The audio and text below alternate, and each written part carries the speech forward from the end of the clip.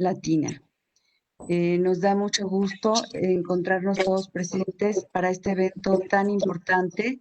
Sean bienvenidos a esta tercera mesa del ciclo de conferencias sobre participación ciudadana y combate a la corrupción en América Latina, que organiza el Colegio de México, la Comisión de Integración de los Municipios a los Sistemas Locales Anticorrupción de la Red Nacional de Participación Ciudadana, el Comité de Participación Ciudadana del Sistema Estatal Anticorrupción de Veracruz. Sean bienvenidos. Bueno, el día de hoy contamos con muy destacados panelistas y enseguida los presentaré. Y quisiera mencionar que el objetivo de este importante evento es analizar la realidad que impera en el combate a la corrupción con el propósito de incentivar el análisis, el estudio del combate a la corrupción. En años recientes se ha ido acrecentando la preocupación y la ocupación estructurada y sistematizada por parte de los países en lo que se refiere al combate a la corrupción, fenómeno que se considera el principal obstáculo para el desarrollo económico, político y social que redunda en una destrucción de las instituciones y del gobierno. En este proceso ha ido emergiendo la participación ciudadana de forma importante como vía de contención de este fenómeno del que no se escapa ningún país porque pareciera que es propio de la condición humana. Así, en este esquema de acción política, el gobierno no va solo, sino acompañado por los ciudadanos a través de la participación ciudadana para la toma de decisiones consensuada. En esta mesa presentarán sus distintas ideas de los ponentes para abordar temas como avances y tropiezos en el combate a la corrupción, el control social, el derecho a la buena administración pública y la participación ciudadana. Damos inicio y quisiera comentar únicamente el nombre de los destacados ponentes a reserva de ir presentando a cada uno. Tenemos al doctor José María Díaz Ávila, proveniente de Honduras. Muy buenos días. Al doctor Pablo Ángel Gutiérrez Colantuono, de Argentina. Al doctor David Quitano Díaz, de México. Al doctor Antonio Arévalo, de Colombia. Y comenzamos, les presento particularmente ya al doctor José María Díaz Ávila, en una muy breve síntesis del currículum del doctor Díaz Ávila. Él es abogado y notario público, máster en Administración de Justicia con enfoque sociojurídico en énfasis civil. Es doctor en Derecho Laboral, Seguridad Social y Derechos Humanos, ex asesor de los magistrados de la Corte Suprema de Justicia, ex presidente del Colegio de Abogados de Honduras, ex coordinador general del Consejo Nacional Anticorrupción. El doctor Díaz Ávila actualmente es socio director de la firma legal Díaz Ávila Asociados en Tegucigalpa, Honduras, y socio director de la firma legal Díaz Ávila y Muñoz en Roatán, Isla de la Bahía.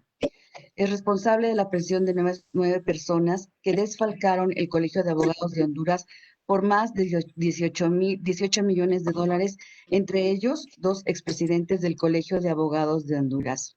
Sea muy bienvenido, doctor José María Díaz Ávila. Le cedo el uso de la voz. Adelante. Muchísimas gracias, doctora María Guadalupe.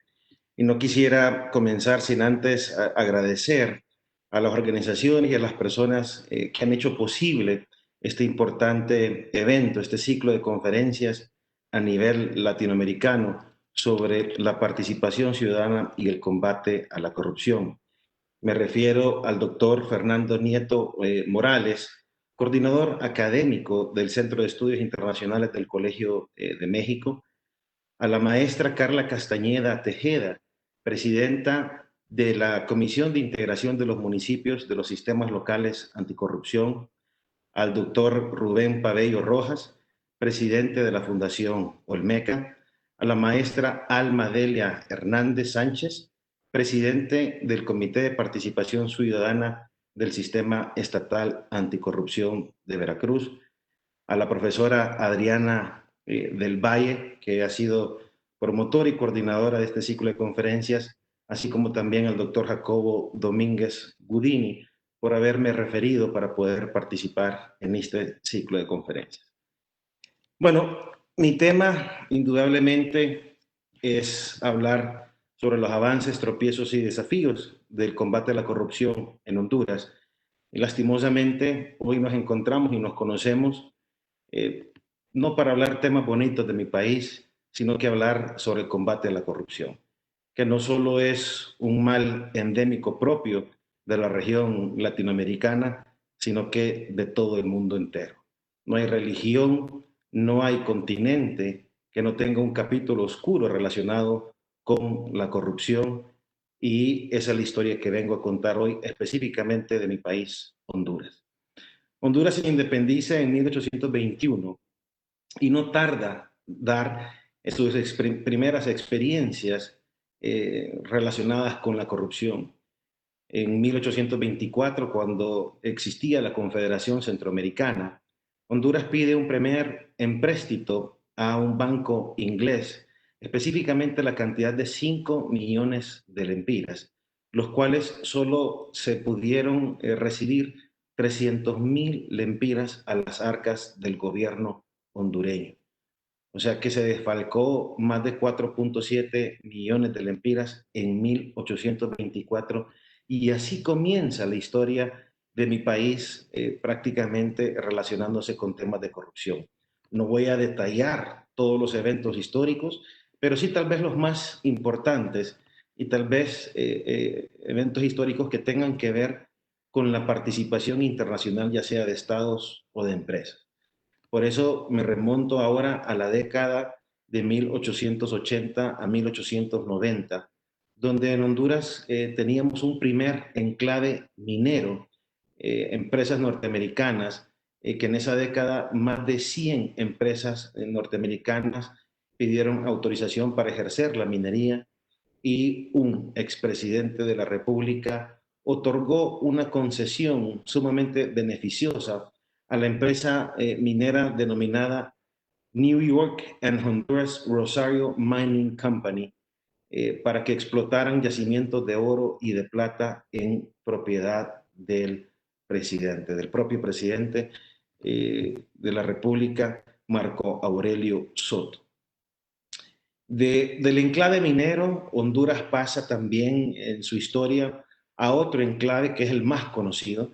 Muy probablemente pocos en la región conocían que Honduras tenía un fuerte yacimiento de minerales, había tenido una fuerte industria minera, sino que el enclave más conocido a nivel regional y a nivel del mundo entero es el enclave bananero. El enclave bananero que surge también a raíz de concesiones, a raíz de tratos preferenciales con presidentes, de cierta estabilidad política, de gobernantes prácticamente al servicio de empresas transnacionales que se encargaban de operar en el litoral atlántico de Honduras, y que no solo fue algo exclusivo de Honduras, sino que de la región centroamericana. Me estoy refiriendo al general Manuel Bonilla, expresidente de Honduras, que asumió funciones en 1903 y que tomó el poder por la fuerza. El general Manuel Bonilla prácticamente por la fuerza le pidió al Congreso Nacional de la República que revisara los resultados de los comicios electorales en 1902, y a la fuerza el Congreso prácticamente lo declara presidente, y él es el que inicia las exenciones de impuestos con las empresas bananeras a niveles altamente preferenciales para las compañías estadounidenses, y los permisos que le autorizó el presidente inclusive llegaron al extremo de cambiar los cauces de los ríos del litoral atlántico para poder irrigar las plantaciones de las compañías estadounidenses. Me refiero específicamente a la United Standard Fruit Company, a la Cuyamel Fruit Company y a la Tela Railroad Company. Esas empresas son muy conocidas aquí en mi país, y obviamente fueron las que dieron paso a una explotación de la clase obrera. Y nos remontamos prácticamente casi 50, 60 años después a la dictadura del general Tiburcio Carías Andino, presidente que se le responsabiliza por haber pagado la deuda externa, pero la historia nos dice que es hasta el presidente que lo sucede a él, el abogado y exministro de guerra del general Tiburcio Carías, el abogado Juan Manuel Gálvez, es que quien termina de pagar ese empréstito que Honduras pide en 1824 a un banco inglés, que esa deuda fue trasladada a capital norteamericano y que Juan Manuel Gálvez lo termina de pagar casi 120, 130 años después, y que ese es el comienzo de la deuda externa en Honduras. Obviamente, ese ciclo de dictaduras y de gobiernos autoritarios, de compadrazgos políticos con empresas transnacionales, se vio interrumpido de alguna forma con la huelga bananera de 1954, influida de alguna parte por el gobierno guatemalteco de aquella época, que se tildaba, algunos historiadores dicen que era un gobierno de izquierda y que de alguna forma influía con los trabajadores hondureños del sector bananero. Fue influenciado esa disrupción de relaciones con el gobierno de los Estados Unidos entre Guatemala y Estados Unidos, de alguna forma eso llegó a permear con los trabajadores hondureños, y algunos historiadores responsabilizan la huelga de 1954 por la influencia de este presidente guatemalteco, que es Jacobo Arbenz Guzmán. Jacobo Arbenz Guzmán, al final de cuentas, es derrocado. Estados Unidos impulsa una inestabilidad o un cambio de poder en el país guatemalteco, y asume la presidencia el presidente Castillo de Armas, pero eso no fue obstáculo para que trabajadores hondureños, por más de 60 días, más de 100,000 trabajadores, se tomaron la economía hondureña reclamando mejores derechos, mejores condiciones, un trato más humano, un trato más digno, y que de alguna forma se revisaran las concesiones que se le habían dado a las empresas bananeras, que conllevó a la creación del Código del Trabajo. Y termino con prácticamente en la primera fase de la presentación, relacionándolos Honduras con capitales internacionales o relaciones con países extranjeros en cuanto al endeudamiento del país, con la participación de la comunidad internacional en proyectos sociales. No es hasta la década de los 60 que la comunidad internacional, que de alguna forma participa apoyando al gobierno de Honduras con préstamos, con donaciones no reembolsables, es que se empieza a preocupar por temas de transparencia, por temas de vigilancia y por temas del destino de los recursos, y es con la ley de 1977, esta ley de Estados Unidos, cuyo nombre en inglés es Foreign Corrupt Practices Act del gobierno de los Estados Unidos, que su traducción al idioma español prácticamente es acto de las prácticas corruptas en el extranjero, es que de alguna forma le pone el ojo del huracán a las compañías norteamericanas transnacionales, para que de alguna forma no sobornen a funcionarios de gobiernos para obtener beneficios o concesiones especiales, sino que participen en el mercado en igualdad de condiciones. Es hasta la década de los 70 y con esa ley en los 70 es que verdaderamente Honduras empieza por de alguna forma ya a ponerle ojo a lo que es el combate a la corrupción, a la transparencia, a la vigilancia de los recursos.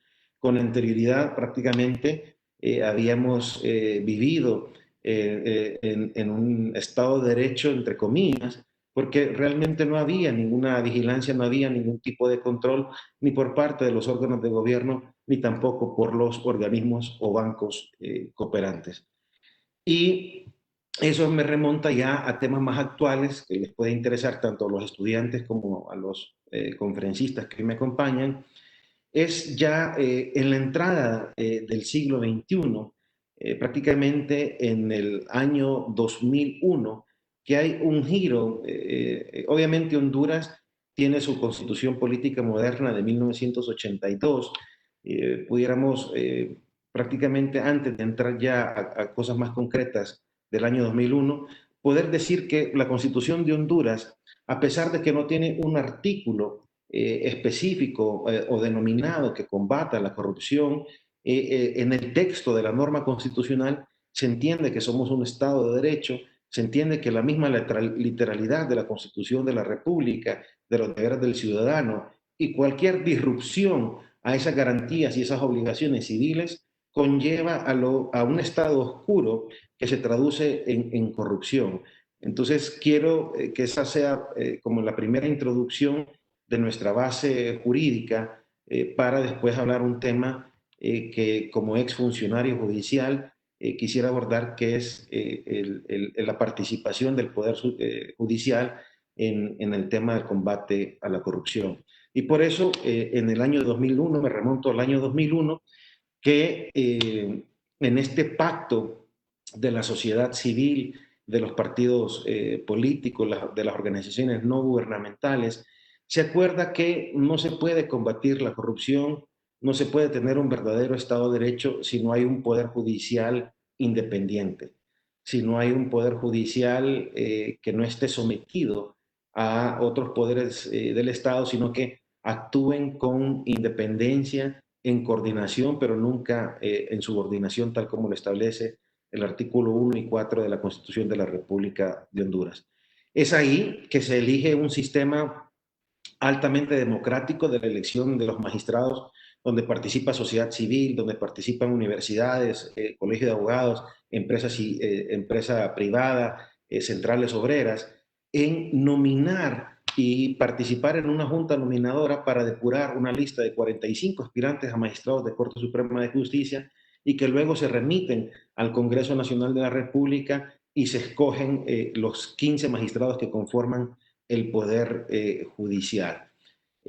Obviamente hay muchos estudios y muchos diagnósticos de las falencias del Poder Judicial en cuanto al combate a la corrupción, la falta de estabilidad laboral, la falta de capacitación, profesionalización, la falta de una verdadera autoridad independiente y obviamente la falta de ese blindaje en cuanto a su actuar de juzgar y ejecutar lo juzgado y que no se dejen de alguna forma influenciar por injerencias externas. Obviamente también hay estudios que dan recomendaciones de cómo se debe de fortalecer el Poder Judicial, pero en ese mismo año del 2001 también pasa un fenómeno muy interesante que es la creación del Consejo Nacional Anticorrupción, hoy denominado CNA, que es prácticamente sus siglas, pero quisiera tocar un poco este tema porque es un tema muy importante, habiendo escuchado los panelistas y los sistemas anticorrupción de México, pareciera ser que es algo parecido, porque es un sistema anticorrupción que nace de la sociedad civil. Si bien es cierto, el Estado de Honduras le da pocos fondos, pero su beligerancia y el papel de liderazgo que ha agarrado en mi país sobre el combate a la corrupción es algo digno de admirar. Ellos prácticamente no es que han suplantado, pero algunas veces han superado el combate a la corrupción sobre los mismos entes gubernamentales, llámesele Ministerio Público, Fiscalía y algunas fiscalías especiales. El CNA, obviamente, a la fecha tiene un sinnúmero de procesos que son responsabilidad del equipo de investigación. Al 2017, que es uno de los últimos informes que yo recibí, tenían más de 69 líneas de investigación, más de 133 personas procesadas y informaban en el informe del 2017, página 39, que las líneas de investigación que ellos estaban llevando a cabo tenía un perjuicio económico para el Estado de Honduras de más de 2 billones de lempiras, una cifra sumamente cuantiosa para un país tan pobre como lo es Honduras. Y pareciera ser que, obviamente, con la reforma a la Constitución de la República en el sistema de elección de magistrados, con la reforma promoviendo la creación del Consejo de la Judicatura para obtener la independencia de jueces y magistrados del Poder Judicial, con la creación del Consejo Nacional Anticorrupción en el 2001, pareciera ser que Honduras iba a entrar en una nueva ruta de transparencia, de rendición de cuentas. Sin embargo, se avecina el capítulo más oscuro de Honduras y nos remontamos ahora al año 2015. ¿Qué pasa en el año 2015 y cuál es el papel que juega el ciudadano común y corriente? En el año 2015 ocurre lo que es la denominada Marcha de las Antorchas, que después de que el Consejo Nacional Anticorrupción y la Fiscalía, el Ministerio Público denuncien y inicien procesos de investigación sobre un latrocinio de más de 338 millones de lempiras al Instituto Hondureño de Seguridad Social, instituto y hospital encargado de velar por la salud del pueblo hondureño, por la jubilación de los trabajadores hondureños, donde se despilfarró tanto dinero. Detonó un evento social importantísimo que conllevó a la creación y prácticamente obligó al gobierno de la República a firmar un acuerdo con la Organización de Estados Americanos, OEA, a través de su secretario general Luis Almagro, para la fundación de lo que se conoce como, o se conoció como la MASI, la Misión de Apoyo y Combate a la Corrupción de Honduras, de la Organización de Estados Americanos, que fungió en nuestro país del año 2016 al 2020, prácticamente con algún desempeño importante, donde también fungieron tres funcionarios muy importantes, como fue el vocero Juan Jiménez Mayor, el abogado Jan Simmons de Alemania, encargado de la reforma legal y de la investigación, y obviamente también nuestro distinguido amigo encargado de la división política electoral de la MASIC, el doctor Jacobo Domínguez Gudini, que gracias al apoyo de la MASIC nos dio como resultado la ley de política limpia, ley que de alguna forma trata de transparentar los fondos que se utilizan en los partidos políticos, en las campañas políticas, no solo de los partidos políticos, sino que también de los candidatos a cargos de elección popular. Y permítanme detallar cuáles fueron los principales casos de la MASI y una crítica constructiva también de su actuar. Dentro de los principales casos está la red de diputados, una red de diputados que con organizaciones no gubernamentales, ONGs, de alguna forma utilizaban fondos de esas organizaciones, prácticas irregulares, ilícitas, pero que el mismo Congreso Nacional de la República aprobó un decreto 141-2017 que reformaba la ley orgánica del presupuesto y de ahí, obviamente, ellos despenalizaron sus acciones. La caja chica de la dama, obviamente es la caja chica de la ex primera dama, el delito era de la apropiación ilícita y fraude, pacto de impunidad, en virtud de la aprobación del decreto 141-2017, el caso Pandora, donde 38 funcionarios del gobierno en el año 2013 drenaron 282 millones de lempiras, y que el 4 de agosto, la semana pasada, una corte de apelaciones sobreseíó criminalmente a estos 38 imputados, pero que el fiscal general emitió un Twitter diciéndole que el compromiso de combate a la corrupción con Honduras y con el pueblo hondureño seguía vigente, e interpuso un recurso de amparo precisamente para tratar de revertir esa resolución de la Corte de Apelaciones, la caja chica del hermano, la caja chica de un hermano del expresidente de la República, licitación fraudulenta de Liz, arca abierta, bienes de la caja chica de la dama, fraude sobre el Gualcarque, Patuca 3, narcopolítica, corrupción sobre ruedas, aseguramiento de bienes a Ramón Lobo Sosa. Entonces, estos todos fueron procesos judicializados por parte de la MASIC, obviamente, es una cantidad muy significativa, pero el sabor que todavía impera en la sociedad hondureña es la impunidad, a pesar de que la MASI no solo también creó la UFESIC, la Unidad Fiscal de Combate a la Corrupción, por el acuerdo que firmó el Ministerio Público con la MASI, también junto con la MASI, yo como expresidente del Colegio de Abogados de Honduras, la MASI le deja un producto importante al Poder Judicial, que es la creación de los jueces y cortes de apelaciones contra la corrupción, un circuito especializado para combatir la corrupción, donde la MASIC certificó cada juez, cada magistrado que fue electo para desempeñar esos cargos debido a su integridad y a su capacidad, y le deja un proceso de contratación sumamente transparente al Poder Judicial.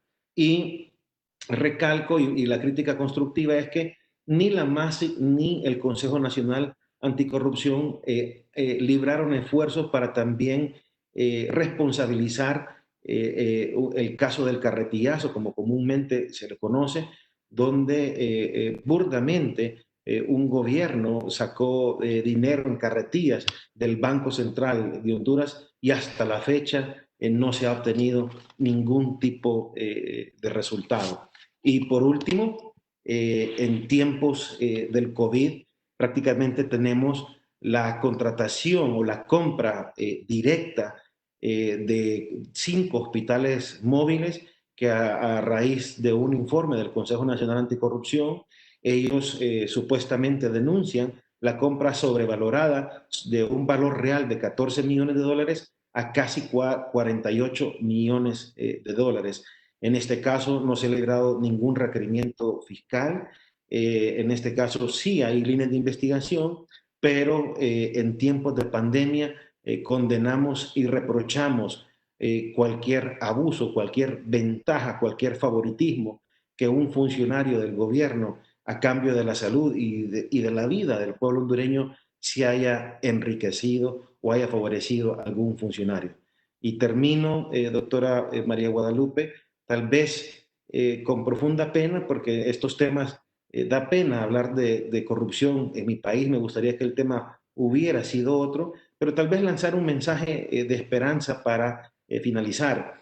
Y lo digo porque no solo he hablado de la corrupción en aulas de clase como profesor de la Universidad Nacional Autónoma de Honduras, sino que también me tocó librar ese combate a la corrupción siendo presidente del Colegio de Abogados y siendo ex coordinador del Consejo Nacional Anticorrupción, y sí decirles a los panelistas, a los estudiantes y a todas las personas que de alguna forma hemos aportado un grano de arena, que los que combatimos a la corrupción jamás vamos a ganar un Grammy, jamás vamos a ganar un Oscar. Esto nosotros no lo hacemos por obtener un tipo de reconocimiento, no nos van a dar unas gracias genuinas o legítimas, más bien somos parte como que pareciera que fuéramos el antisistema, la mosca en el vaso de leche, el glitch en ese sistema de cómputo que estorbamos y que de alguna forma más bien nos quieren fuera o nos quieren lejos. El mensaje es no hacerlos por algún tipo de retribución, por algún tipo de elogio, sino que ese pequeño esfuerzo que estamos haciendo con este ciclo de conferencias de alguna forma aporta un grano de arena, y yo lanzo un mensaje para todas las organizaciones que combaten a la corrupción, que nos dediquemos a los niños. Honduras, siempre lo he dicho, que uno de sus principales productos no es el banano, no es el café, no es el chocolate, son las leyes. Y si revisamos todo el estamento jurídico internacional que tenemos los países de la región y en el mundo para combatir la corrupción, ya tenemos la normativa jurídica positiva e internacional suficiente para combatir la corrupción. Sin embargo, no miramos cambios reales. Yo lanzaría ese mensaje para que todas las organizaciones nos enfoquemos con los niños y que en la pureza de un niño, en enseñarle a un niño a no robar, y que si toma un juguete de una casa, de un amigo, esa conducta esté equivocada y que no hay que hacerla, tal vez las generaciones venideras verdaderamente podrán darle un cambio o un punto de inflexión al combate a la corrupción. Muchísimas gracias y lamento haberme pasado del tiempo, pero tenía que decir esas cosas. Muchas gracias. Muchas gracias, doctor José María Díaz Ávila. Realmente muy interesante su conferencia. Le agradecemos el recorrido histórico que nos ayudó a contextualizar su mensaje, donde se resalta la independencia del Poder Judicial, la misión realmente cumplida por parte de la MASI, en donde se observan ya importantes resultados en procesos judicializados. Muy amable, doctor, muchísimas gracias, doctor José María Díaz Ávila. Enseguida tengo el gusto de presentarles al doctor Pablo Ángel Gutiérrez Colantuono. El doctor Gutiérrez Colantuono es especialista en Derecho Administrativo y Administración Pública por la Universidad Nacional de Buenos Aires y abogado por la Universidad de Belgrano. Posee un diplomado en estudios avanzados de doctorado de la Universidad San Pablo, CEU, Madrid. El doctor Pablo Ángel Gutiérrez Colantuono ha sido conferencista, ponente y organizador de cientos de congresos, jornadas y eventos científicos nacionales, latinoamericanos y españoles en el área del derecho constitucional, derecho administrativo y derechos humanos. Es profesor de diversas universidades argentinas y latinoamericanas en carreras de posgrado. Director de la carrera de posgrado, especialización en Derecho Administrativo de la Facultad de Derecho y Ciencias Sociales de la Universidad Nacional de Comahue, Argentina. El doctor Gutiérrez Colantuono desarrolla tareas de investigación en el área propia y en proyectos interdisciplinarios. Es autor de los libros de Derecho Administrativo, Administración Pública, Juridicidad y Derechos Humanos. Es coordinador de las obras colectivas de gestión pública, ambiente y desarrollo, compilador y participante en más de 50 obras colectivas y artículos publicados en revistas especializadas en Derecho Administrativo, Constitucional y Derechos Humanos. El doctor Gutiérrez Colantuono es juez federal en la ciudad de Nequén, provincia de Nequén, Argentina, y actualmente se desempeña en el cargo público de secretario de Estado del Consejo de Planificación y Acción para el Desarrollo, PADE. El día de hoy, el doctor Gutiérrez Colantuono va a tratar el tema del control social. Muchísimas gracias. Adelante, doctor, lo escuchamos. Al contrario, muy buenos días o muy buenas tardes, según donde estemos ubicados. Un gran saludo desde la Argentina para quienes nos están escuchando y para quienes compartimos el panel en el día de hoy. Quería agradecerle especialmente a quienes han organizado el evento. Si adhiero a los agradecimientos que ya se han efectuado, lo hago en nombre del doctor Fernando Nieto Morales, coordinador académico del Centro de Estudios Internacionales del Colegio de México, en su persona a cada una de las organizaciones. Quiero también acercarle mi agradecimiento al profesor Isaac Damsky de Argentina, quien es también quien me ha cursado la invitación para poder participar en el día de hoy. Agradecerle a nuestra moderadora, doctora Guadalupe, muchísimas gracias por estar coordinándonos, y avíseme cualquier cosa al tema del tiempo si lo excedo, también por supuesto, y a cada una de las personas que nos están escuchando, le quería agradecer. Como decía el profesor que me antecedió en la palabra, siempre que hablamos de corrupción, de que hablamos de participación ciudadana,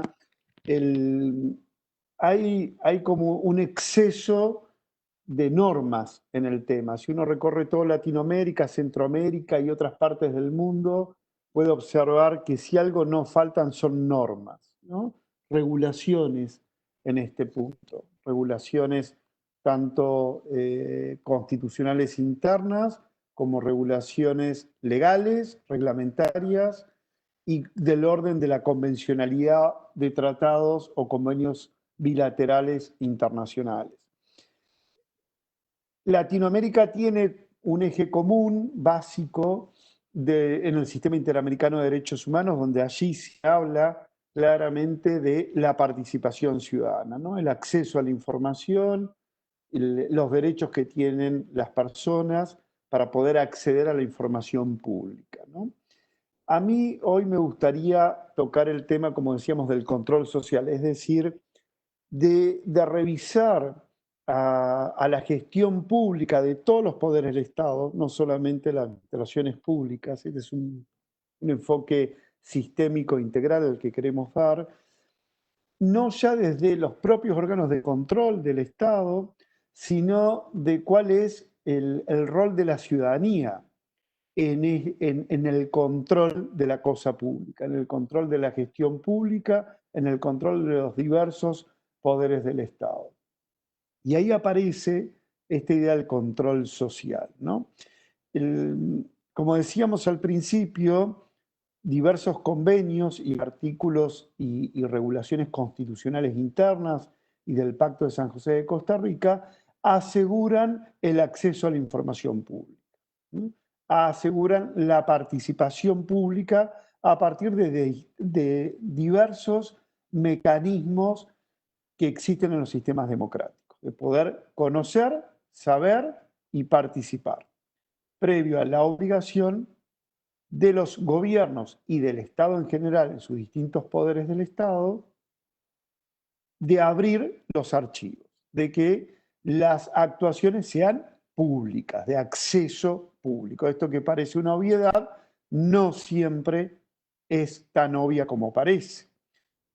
De hecho, necesitamos leyes y necesitamos tratados y necesitamos convenios que aseguren el derecho fundamental al acceso a la información, el acceso al derecho a peticionar, y lo tenemos regulado en convenciones internacionales y en expresos mandatos constitucionales y luego en leyes que lo operativizan, porque es en general un proceso dificultoso acceder a la información pública muchas veces. Ha habido distintas etapas en la evolución del real acceso a la información pública. No puede haber participación ciudadana si no hay acceso a la información pública. Esto también es de todo sentido común. Ahora, ¿cuál es actualmente en el criterio de algunas voces, cuál es la discusión actual de este tema del acceso a la información pública y a la participación ciudadana? Ya no es cómo se accede, o no debería serlo, cómo se accede, no debería ser la discusión qué es un dato y qué es un dato público, porque ya de esto hay mucho trabajado. Hay mucha política pública, muchas leyes, convenios y regulaciones constitucionales. Sino que el punto para mí en estos tiempos debería ser discutir los niveles de impacto real en las decisiones públicas de aquella exteriorización de la participación ciudadana. Es decir, si tengo acceso a la información pública, participo ciudadanamente, esto genera un producto. Permítame usar esta palabra. Un producto, una exteriorización de esa participación ciudadana previo al acceso a la información pública. La pregunta es, ¿qué hacen los gobiernos con el resultado de ese acceso a la información pública y de esa participación ciudadana? Este resultado de la participación ciudadana debe permear, y acá viene la pregunta, si tenemos mecanismos, dispositivos que permeen, que permitan permear suficientemente la expresión de esta participación ciudadana, o es una participación meramente formal. Si no hemos construido mecanismos que permeen el resultado de la participación ciudadana, estamos en una fase meramente formal y no sustancial. Y no hay una participación ciudadana sustancialmente como la busca la Constitución y como la pretende el Pacto de San José de Costa Rica. Cuando discutimos cuál es el nivel de permeabilidad por mecanismos eficientes y eficaces a esa permeabilidad dentro de las esferas de gobierno, tenemos que preguntarnos si la participación es vinculante o no es vinculante. Si la consulta es vinculante o no, si es vinculante en términos de obligatoriedad, aquello que es el resultante de esa consulta ciudadana, de esa participación ciudadana. Esto lo voy a dejar al margen, porque no es el objetivo de mi intervención breve del día de hoy, pero sí dejarlo planteado y que todos sabemos que es un tema esencial por estos tiempos. Aquello que sí me interesa hacer foco es que los gobiernos deben valorar el resultado de la participación ciudadana. ¿A qué me refiero con valorar? Pues a considerar en la decisión administrativa, el acto administrativo de alcance general o de alcance individual, de alcance reglamentario, la potestad reglamentaria de la administración pública, tiene que motivar en su decisión cuál ha sido el resultado de la participación ciudadana y hacerse cargo de los argumentos de esa participación ciudadana con argumentos o contraargumentos a favor o en contra de esa participación ciudadana, del producto de la participación ciudadana. Pero tiene que aparecer en la motivación del acto administrativo de alcance general el resultado de la participación ciudadana y por qué la administración pública valora con sus propios argumentos a favor o disidentemente de aquello que proviene de la participación ciudadana.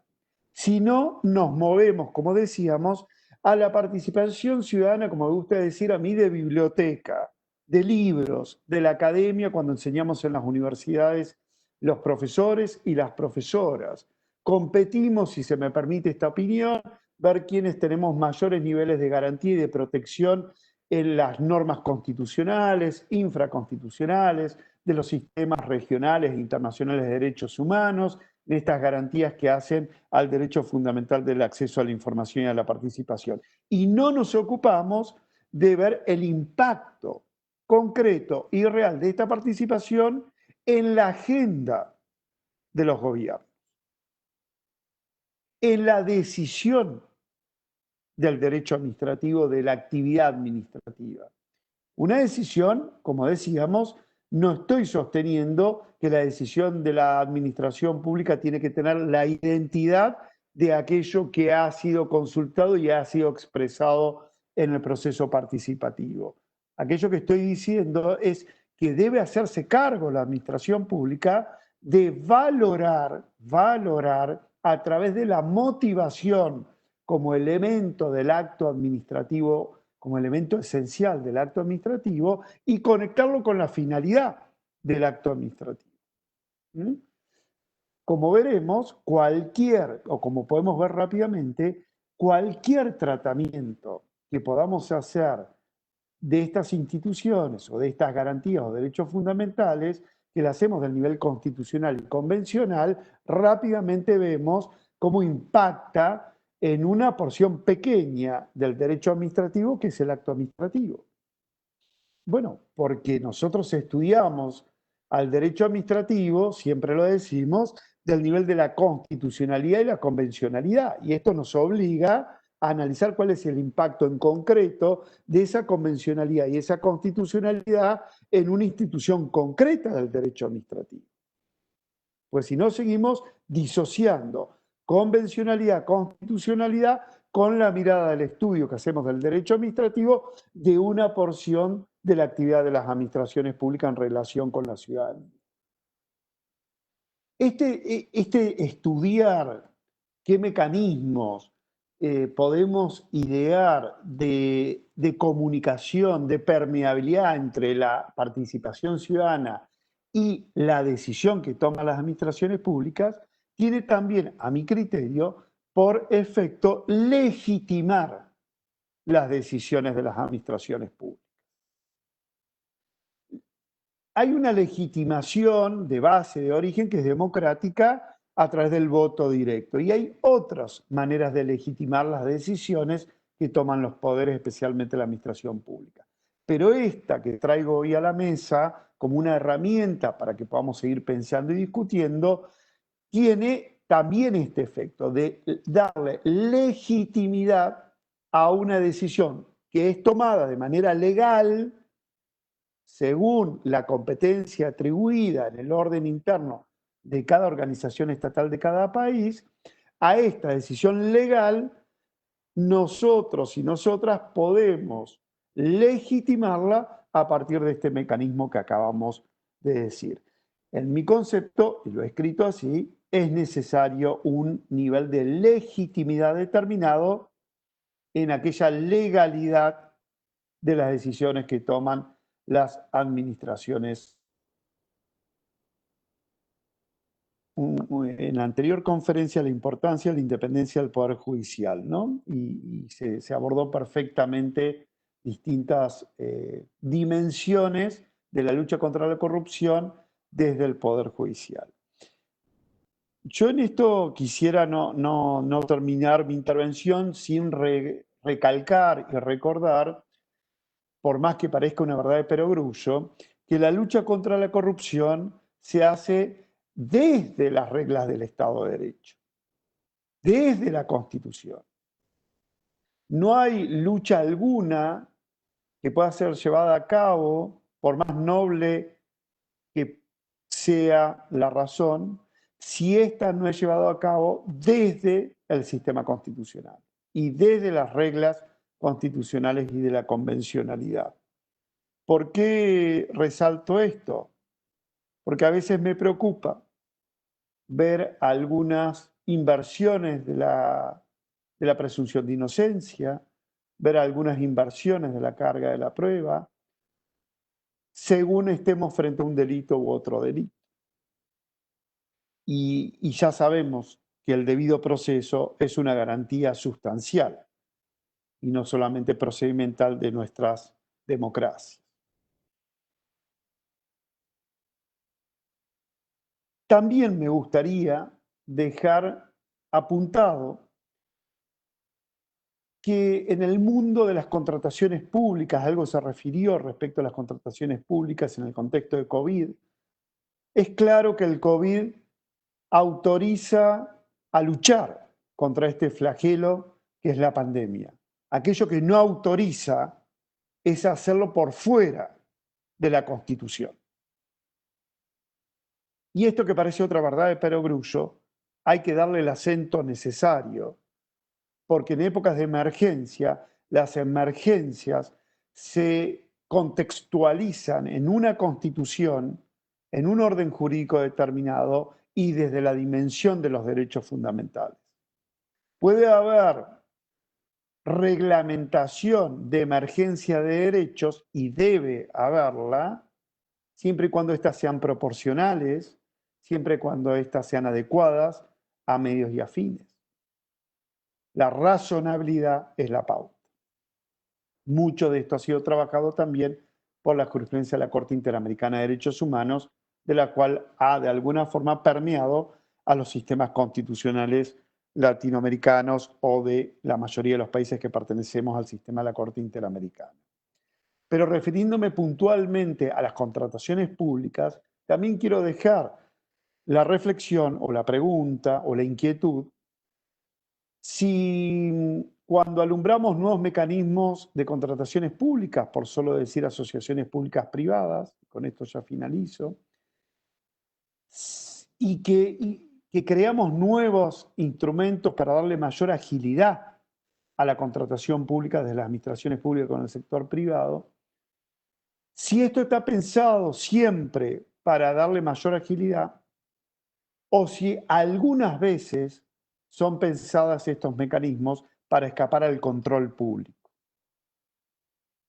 Y ahí la reflexión de fondo que quería dejarles ya al final es este concepto errado de que parece estar reñido el control público con la eficiencia o eficacia de las contrataciones públicas. No puede haber nunca una contraposición entre eficacia y eficiencia de una prestación pública con el control público. No hay forma de pensar una prestación pública sin control.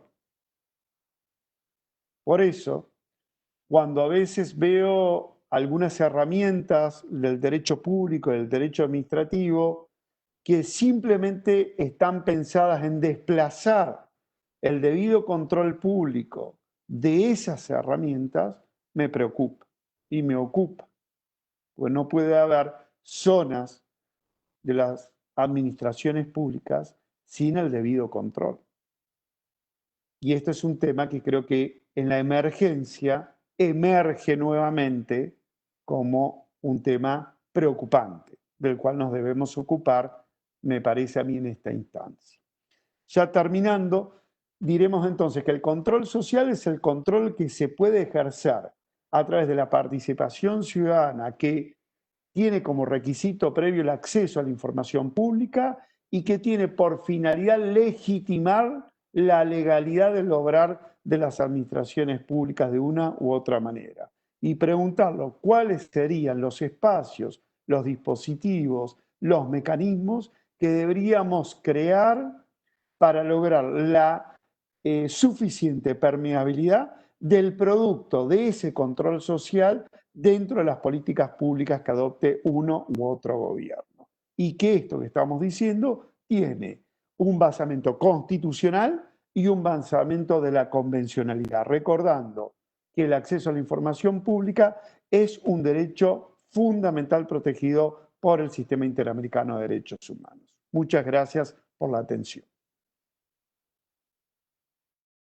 Muchas gracias, doctor Gutiérrez Colantuono. Gracias por su ponencia y por la optimización del tiempo.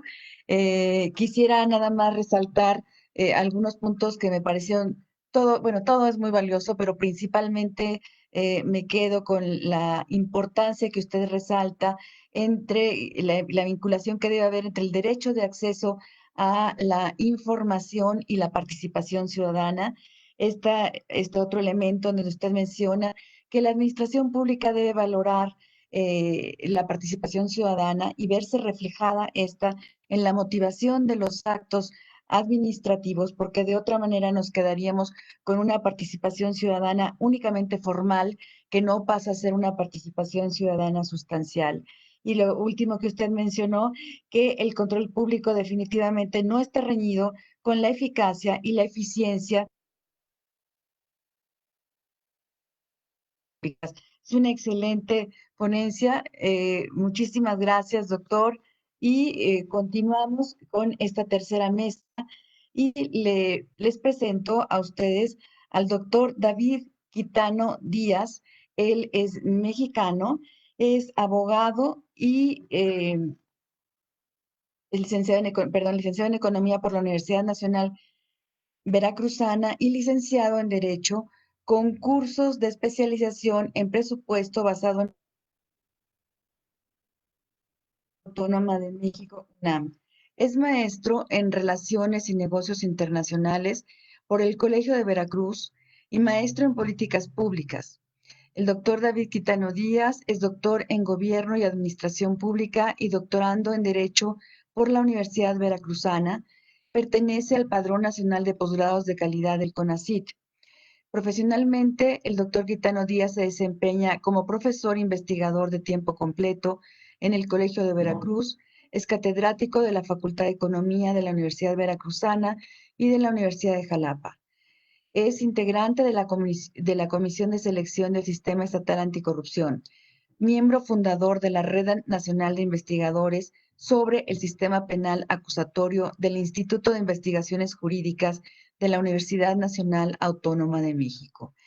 El doctor Quitano Díaz, en el sector público, ha sido asesor del secretario de despacho en la Secretaría de Desarrollo Económico y Portuario del Estado de Veracruz y asesor en la Dirección General de Consolidación del Nuevo Sistema de Justicia Penal para el Estado de Veracruz en la Secretaría de Gobierno y en la Oficina de Proyectos Especiales de la misma dependencia. Ha sido conferenciante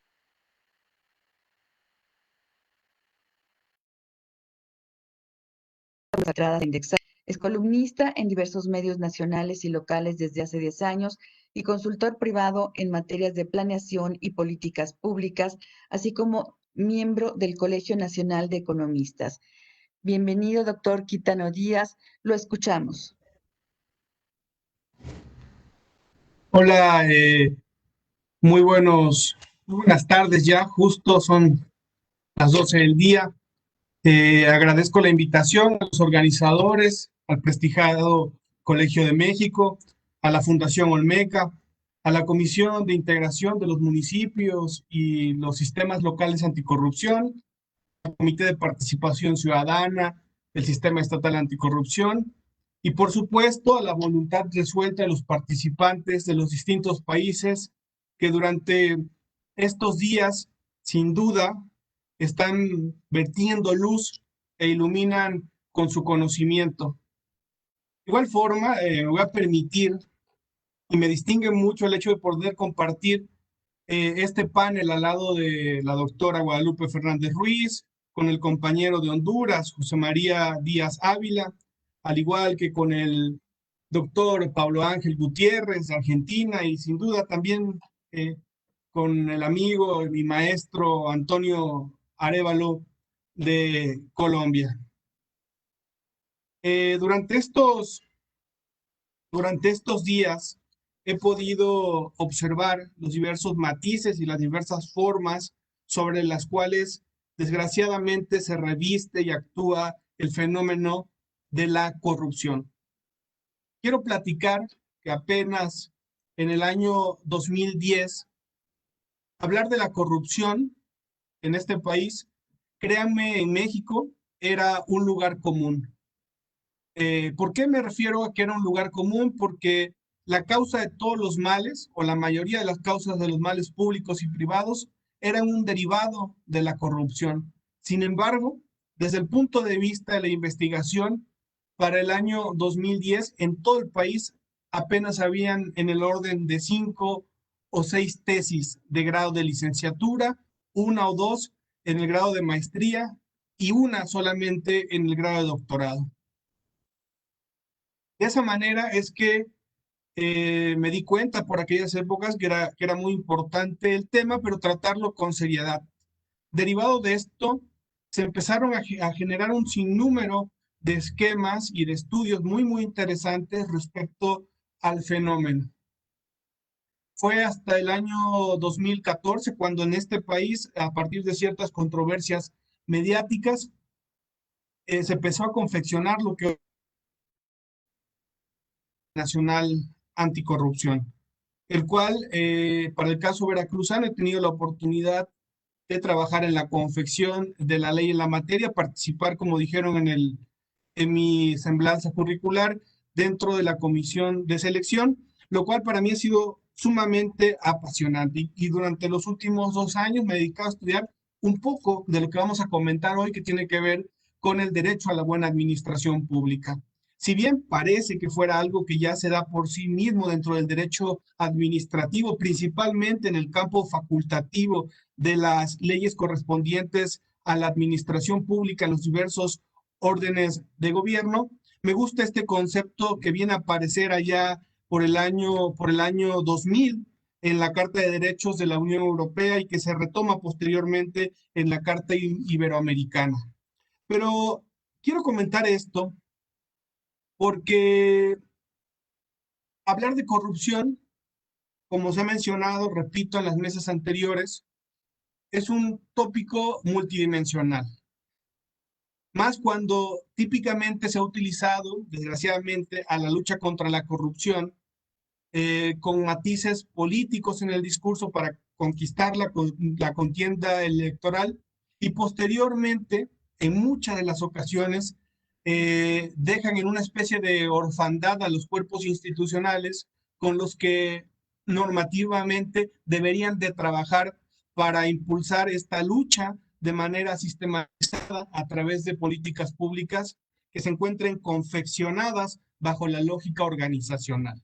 Porque la corrupción, si bien tiene un brazo bastante punitivo a través de los organismos jurisdiccionales, también en esencia, como un mal que carcome y que como una ermita se come al Estado mexicano principalmente y a muchos de los países latinoamericanos, requiere un carácter preventivo. Y entonces aquí aparece la lógica de políticas públicas que nos permita a nosotros generar incentivos que quiten, desincentivos, disculpen, que quiten esta conducta que premia el comportamiento de carácter corrupto.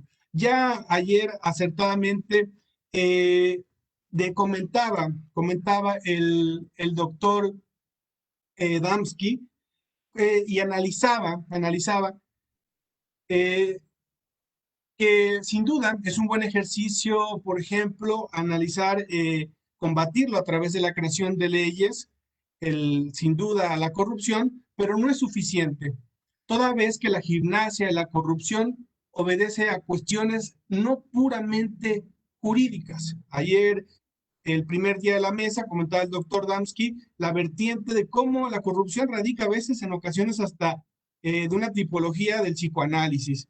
Y de igual forma, el doctor Fernando Nieto hizo un comentario sobre esquemas de carácter organizacional. En ese orden de ideas, en México particularmente en las últimas décadas, han visto evolucionar discursivamente la extendida condena a la corrupción estatal y la preocupación por desarrollar prácticas de combate y mecanismos de prevención general. Ello se ha traducido en un dictado de numerosas normas por las cuales se actualizaron en algunos arcaicos principios que ya eran bases lógicas y reglas al tiempo de moldear un nuevo arreglo que no signó las adecuadas bases sobre las cuales se implementaran o se deberían de implementar medidas y resortes burocráticos que ayudaran a la potenciación y disminución de los esquemas de corrupción. De esa manera es que en México, a partir del año 2000, se ha destacado la idea y los vórtices de la transparencia de la organización pública, la apertura a la participación de la sociedad civil, la eficacia del sistema de poder, la eficiencia en el ejercicio de las potestades y la efectividad de la tutela de los derechos e intereses de la sociedad, dentro de una deseada concepción ideológica de elementos como puede ser el gobierno abierto, que, como comentaré más adelante, es un tópico indispensable para llegar a adquirir lo que más adelante definiremos como derecho a la buena administración pública. ¿Por qué? Porque este último concepto, el de gobierno abierto, es utilizado como un brazo edificador o que edifica sobre la estructura de la tecnología, el cual es un modelo de gestión que incorpora principios, políticas o acciones de transparencia, acceso a la información, rendición de cuentas, participación ciudadana y co-creación gubernamental, apoyado en las tecnologías de la información y de la comunicación, que buscan o se encuentran orientadas a lograr niveles de apertura y colaboración que permitan generar beneficios colectivos. ¿Cómo son? Puede ser, y aquí podríamos hablar, ya nos estamos acercando un poco al derecho a la buena administración pública, como el hecho de generar ahorro, transparencia y cercanía a la ciudadanía, brindar mayor y mejor información, sin dejar de lado, sin duda, la importancia de valores, procedimientos y reglas institucionales que deben de ser compartidas por la mayor parte de los miembros de la sociedad. Para lograr esto, me parece importante que se requieren los procesos de comunicación, socialización y articulación de intereses. De esta manera, se plantea entonces que los problemas multiplican las normas que no logran ni transformar ni prevenir el núcleo promotor de la corrupción. Se arropa, desgraciadamente, estos esquemas corruptos en mecanismos que no impactan al interior del sistema del derecho público, principalmente en el derecho administrativo, y podríamos llamar justicia administrativa, que aún no incide sobre sus reales condiciones de operatividad. Aquí viene, por así decirlo, la hipótesis de este planteamiento es que la confección tanto del derecho administrativo, su vertiente de justicia administrativa, y el derecho penal a través de las fiscalías especializadas para el combate a la corrupción, tienen aspectos sancionadores y punitivos, pero que desgraciadamente a la hora de empatar el campo organizacional terminan por no cumplir con sus efectividad correctiva. Lo que nos hace inferir o presenta al legislador que se queda corto en la materia o en la lectura que pueda hacer sobre cómo corregir los actos de corrupción.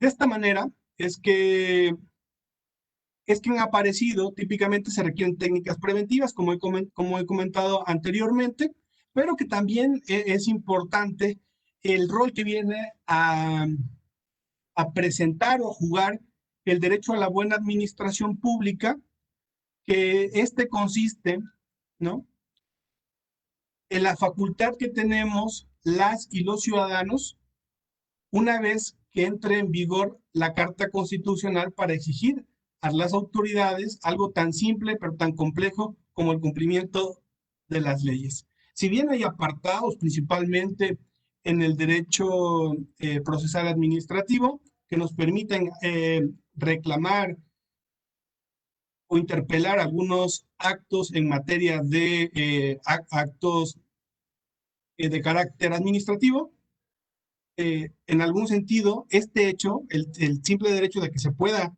pedir el cumplimiento de las leyes, ya es un avance en términos de derechos, por ejemplo, derechos de petición. Bajo ese tránsito histórico, cualquier ciudadano podría vigilar que las decisiones que se toman correspondan con el marco y con el procedimiento jurídico debido, ya que la administración pública debe mejorar sus procedimientos, aquí es importante, y actos a fin de evitar lesionar los intereses particulares. ¿Sí? ¿Por qué? Porque una de las cuestiones, independientemente del enriquecimiento ilícito o de saltarse pasos dentro de un trámite, por así decirlo, en el aspecto más burdo de la corrupción, en términos globales o de manera agregada, por así decirlo, lesiona la corrupción los intereses de los particulares. Pero ¿qué capacidad tienen los particulares para defenderse de estos actos? Solamente son los cuerpos sancionadores sobre hechos derivados del uso indebido de un puesto o de un deber legal. Sin embargo, si lo vemos desde el carácter netamente administrativo, el individuo queda como sujeto pasivo dentro del accionar y en la toma de decisiones por parte de la administración pública. Entonces, una de las características que tiene el derecho a la buena administración pública como elemento para combatir la corrupción es que posiciona al individuo como un sujeto, como la posibilidad de ser un sujeto activo dentro de la toma de decisiones y no un sujeto pasivo que solamente acata y abraza los actos, a los actos administrativos o los actos del poder público. Esto permite que la participación de los ciudadanos en la conformación de las instituciones de tutela se vuelva fundamental. Por ello es cierto, o que de cierto modo, la efectividad de las instituciones y dependencias públicas deriva de la voluntad de aquellos que hacen o pueden obtener la soltura de estas anomalías para que el individuo se pueda defender de la actuación estatal. Y bueno, aquí el estudio de caso, por así decirlo, independientemente que ya es desde el año 2000 en la Unión Europea ya da esta tutela del derecho a la buena administración pública. Aquí la Constitución Federal Mexicana no lo tiene, pero sí la Constitución Política de la Ciudad de México. Recién publicado el decreto de expedición el 5 de febrero del 2017 en la Gaceta Oficial Capitalina y que entró en vigor el 17 de septiembre de 2018. Y que bueno, en lo particular, para el caso de la Ciudad de México, de la capital de nuestro país, el artículo 7 habla sobre la ciudad democrática. Y en su primer párrafo menciona el derecho a la buena administración pública. ¿Y qué es el derecho a la buena administración pública para esto? menciona que toda persona tiene derecho a una buena administración pública de carácter receptivo, eficaz y eficiente, así como a recibir servicios públicos de conformidad con los principios de generalidad, uniformidad, regularidad, continuidad, calidad, y aquí viene otra vez la variable que les comentaba de gobierno abierto, y uso de las tecnologías de la información y de la comunicación. Las autoridades administrativas aquí tienen responsabilidad, deberán garantizar la audiencia previa de los gobernados frente a toda resolución que constituya un acto privativo de autoridad. En dichos supuestos deberán resolver de manera imparcial y equitativa dentro de un plazo razonable y de conformidad con las formalidades esenciales del procedimiento. Entonces aquí se puede apelar, son elementos que considero importantes. Entonces, al dotar de derechos de forma específica, para el caso del derecho a la buena administración pública, se evidencia la capacidad de interposición significativa de recursos o juicios en contra de una entidad pública.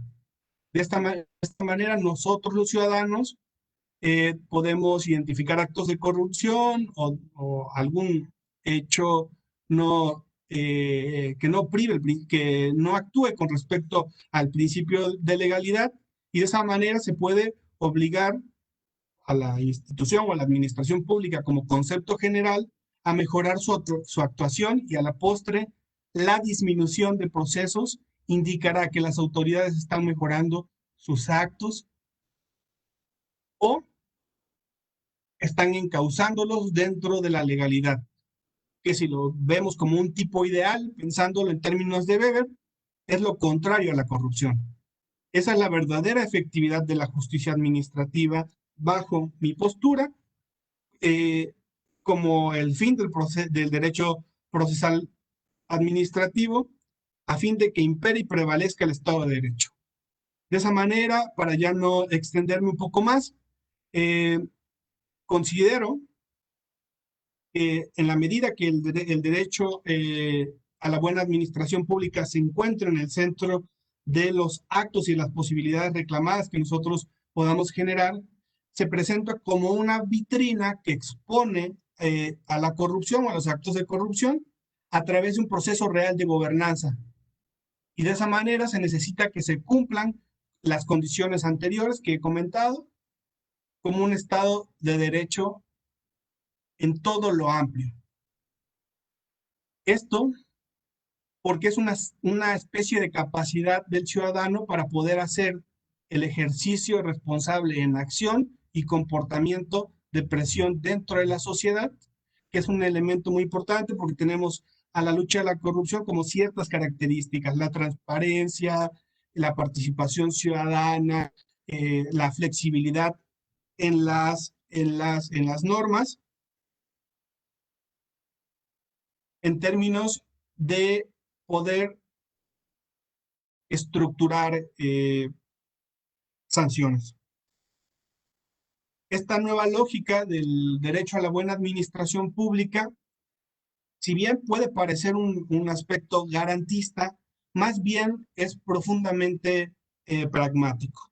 Se basa en un poco el utilitarismo en términos de la corriente anglosajona de estructuración del derecho, básicamente con elementos del constitucionalista estadounidense Cass Sunstein, a partir de conceptos como puede ser el costo de los derechos. Los individuos, independientemente, o los ciudadanos, independientemente de saber que tienen a partir del pacto social o el contrato social responsabilidades y obligaciones, también tienen estos derechos. Y uno de los derechos que aparece como un derecho de alzada es el derecho a la buena administración pública, que por el simple suceso de existir permite contrarrestar elementos como puede ser la corrupción. Con esa observancia se precisa el autocontrol que el Estado ejerce entre sí, estableciendo principios, normas y bases para el desarrollo de procesos fundamentados esencialmente en derechos de tutela. A la vez, el derecho a la buena administración pública se puede presentar como un derecho de tutela sobre la idea o la lógica de que los ciudadanos tienen derecho, porque así lo marcan la mayoría de las cartas constitucionales, a servicios públicos de calidad, pero que en muchas ocasiones se les responsabiliza al individuo, al administrador público, pero no a la administración pública como tal. Ello en aras de que alimente a las acciones de gobierno y al equilibrio social, a fin de que dejemos de ser víctimas de los malabares que a veces el principio de legalidad advierte como una estampa de consecuencias ante la ausencia de equilibrios de la norma entre sociedad y gobierno. De esa manera es que con esto concluyo, espero que haya sido de su interés y quedo abierto más adelante a preguntas y respuestas. Es cuanto y muchas gracias. Muchas gracias, doctor David Quitano Díaz. Muy interesante la ponencia que usted presenta sobre el derecho a la buena administración pública a través de la lucha contra la corrupción, en donde resalta usted el aspecto sancionatorio por parte del derecho administrativo y del derecho penal, en donde se ve que no han logrado una efectividad correctiva, ¿no? Que usted menciona con una expresión muy gráfica, y el legislador se queda corto, ¿no? Entonces, usted resalta el papel que debiera tener el derecho procesal administrativo en el imperio del Estado de Derecho, un Estado de Derecho en donde también se da en un proceso de gobernanza que posibilita también la realización de este Estado de Derecho con todos sus principios, auxiliándose de la transparencia, la participación ciudadana, para poder estructurar sanciones y contrarrestar este fenómeno de la corrupción. Muy interesante, doctor David Quitano Díaz, le agradezco mucho, muy amable. A continuación, damos paso a la presentación del maestro Antonio Arévalo. Él es de Colombia. Lo presento a ustedes. El maestro Antonio Arévalo es abogado por la Universidad de Cartagena. Tiene una maestría en escritura creativa.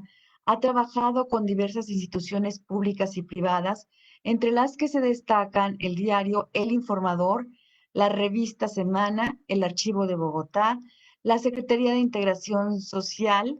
Ha dictado clases en la Universidad Distrital Francisco José de Caldas y en la Universidad Externado de Colombia. El maestro Antonio Arévalo también ha sido asesor de proyectos contra la violencia intrafamiliar y ha ejercido derecho de manera independiente. Ha analizado el tema de la corrupción en diferentes eventos, ya que este es uno de los temas centrales de discusión en Colombia. Maestro Antonio Arévalo, sea usted bienvenido. Adelante, lo escuchamos con mucho gusto.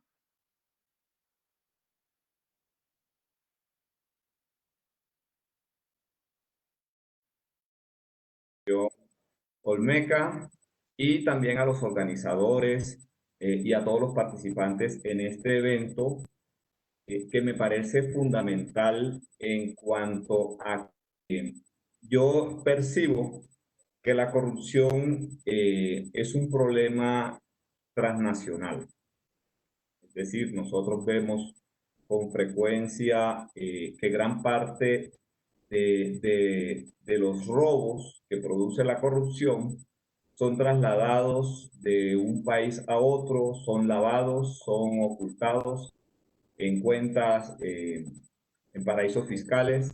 Y entonces creo que un evento como este, que busca hacer una reflexión también internacional en contra de la corrupción, nos permite de alguna forma entenderlo en su complejidad y, como digo, en su transnacionalidad, y también de alguna manera poder afrontarlo de la misma forma.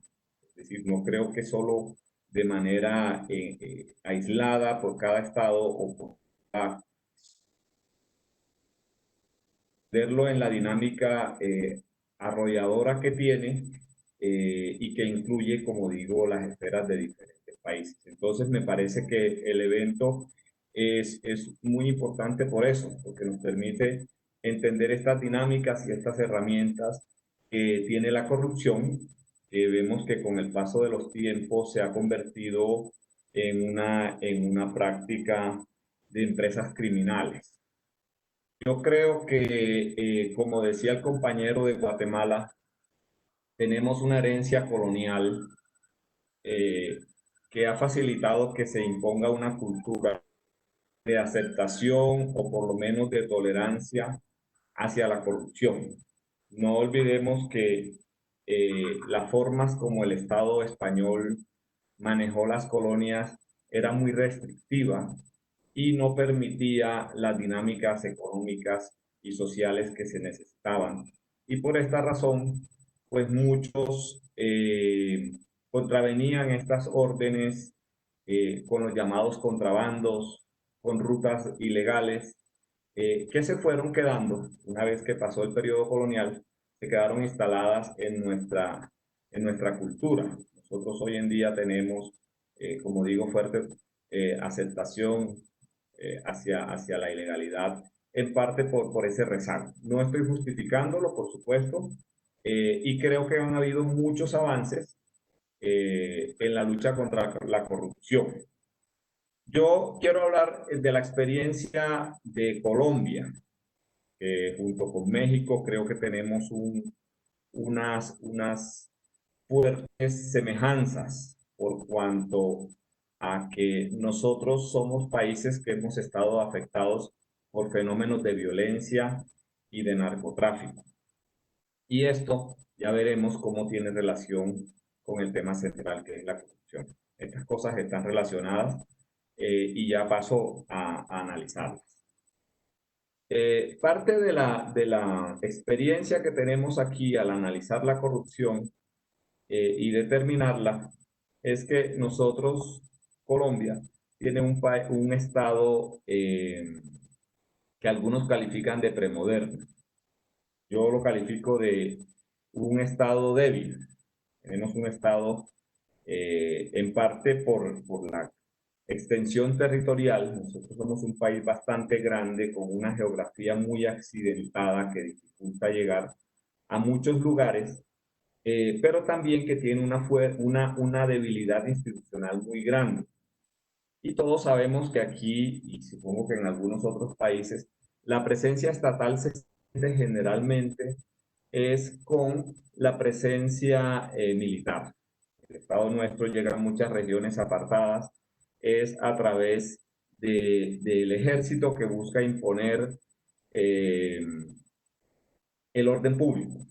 Esas son como las formas en que muchos ciudadanos colombianos perciben al Estado, como a través del soldado. Esto hace que haya una resistencia del ciudadano de esas regiones a cualquier cosa que signifique Estado. Y entonces ya empieza a gestarse la idea de que la corrupción es una forma de agredir al mismo Estado, al no entender que al socavar los bienes públicos, pues son los bienes de toda la ciudadanía. Sin embargo, así ha funcionado. Y tiene regiones donde solo se ha llegado a través del ejército. Entonces, este es parte de la debilidad institucional. No hay una representatividad ni una conexión del ciudadano con los bienes con el Estado. La otra cuestión que tiene que ver con la debilidad institucional es la forma política de representación. A través de los años, acá ha crecido y se ha una práctica que se llama clientelismo, que es la forma en que los políticos llegan los recursos a las regiones. Estas regiones entonces entienden que todo viene que pueda conseguirse, empleo, recursos para hospitales, para educación y salud, llegan a través de un político. Entonces este político generalmente consigue los votos de los ciudadanos y los canaliza. Entonces vemos que el Estado en esas regiones a través de esos políticos está cooptado, está atrapado porque el ciudadano no tiene otra forma ni reconoce otra forma de participación ciudadana. estos políticos han evolucionado tanto y nosotros los podemos encontrar aquí muy claros, es decir, posiblemente en México y en otros países también. Nosotros podemos identificar como las castas o familias que reinan en cada región, con nombres y apellidos propios, y son ellos quienes manejan esos presupuestos regionales, y son quienes tienen también la representación en el Senado eh, generalmente. Entonces vemos cómo esta debilidad institucional hace que el ciudadano esté marginado de la toma de decisiones generalmente. Esto, por supuesto, como digo, está cambiando porque hay una percepción ciudadana a través de medios de comunicación, y en las regiones, como decía, hay otro tercer elemento que tiene que ver con la violencia y con el narcotráfico. Es un fenómeno doloroso y es un fenómeno real. Funciona, nosotros en Colombia hemos tenido grupos guerrilleros y hemos tenido grupos paramilitares. Estos grupos han influenciado la política colombiana y en las regiones han determinado quiénes pueden votar y por qué candidatos. Los mismos políticos, estos que mencioné, que ejercen el clientelismo, se han aliado a estos grupos eh, políticos, a estos grupos armados, para poder determinar resultados. Y es así como en elecciones anteriores hubo regiones donde solo se podía votar por un candidato, hubo regiones donde no hubo candidatos. eh, y como decía, pues la violencia no solo es política, sino que el narcotráfico ha sido un agente influenciador muy grande del control político. El narcotráfico, al generar estos poderes en las regiones, busca, por supuesto, de alguna forma camuflarse, tener amparo político, una relación directa con las autoridades para no ser perseguido, y eso ha hecho que el narcotráfico se sume como un elemento que condiciona y genera violencia. Al ejercer violencia, vemos que los ciudadanos de estas regiones cada vez tienen más restringidos sus derechos políticos, sus derechos a reclamar, sus derechos a fiscalizar las cuentas, porque hasta el momento y en todo lo que hemos dicho, tenemos que reconocer que el Estado colombiano tiene una serie de normatividad, de normas sobre la corrupción. Hay un Estatuto General Anticorrupción, hay un observatorio, hay una ley de transparencia, pero vemos que todos estos resultados, estas normas, como muchos compañeros saben, pues el derecho sigue a los hechos. Entonces, las normas terminan muchas veces de letra muerta, lamentablemente por falta de presión ciudadana. Pero no hay forma que esta presión ciudadana se dé en las regiones o en muchas regiones, porque lamentablemente la violencia, el clientelismo, el narcotráfico ejercen unas presiones indebidas y todo termina en el silencio cómplice. Como decía, no todas las noticias son negativas. En Colombia hay un fuerte movimiento social eh, y quizás ustedes hayan visto las noticias de que hay muchos asesinatos de líderes sociales, hay mucho trabajo de grupos, de organizaciones y también de individuos que se oponen a estas prácticas que son mafiosas, de parte de políticos, de parte de organizaciones criminales y de parte de narcotráfico. Entonces, estos líderes son amenazados, les toca salir de sus territorios, pero en general vemos, porque son todo tipo de clase de líderes, algunos se oponen a las minerías, otros se oponen eh, a las concesiones mineras en regiones naturales, al control del agua, al mismo narcotráfico, se oponen. Entonces vemos cómo hay unos ciudadanos que están haciendo participación. Todo esto está, por supuesto, relacionado con la corrupción, porque es que cada vez que se toma una decisión, conceder una minera, o cada vez que se toma la decisión de talar un bosque, sin duda hay unos intereses políticos detrás y unos intereses económicos que se traducen en contratos, que se traducen en prebendas. Entonces, esto es una lucha contra la corrupción. No siempre se entiende así, se entiende como una lucha por los derechos, pero finalmente los derechos no se ejercen en abstracto. Para ejercer una participación ciudadana se necesitan tres elementos.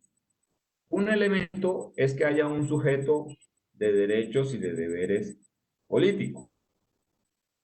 Segundo, que ese sujeto pueda ejercer esos derechos en un territorio, que él esté en un territorio determinado. Y tercero, que pueda ejercer esos derechos, ¿sí? Derechos políticos, culturales, sociales, etc.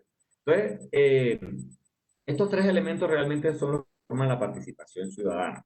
Y nos han hecho creer, o durante años, los sistemas políticos tradicionales han reducido la participación ciudadana a la votación.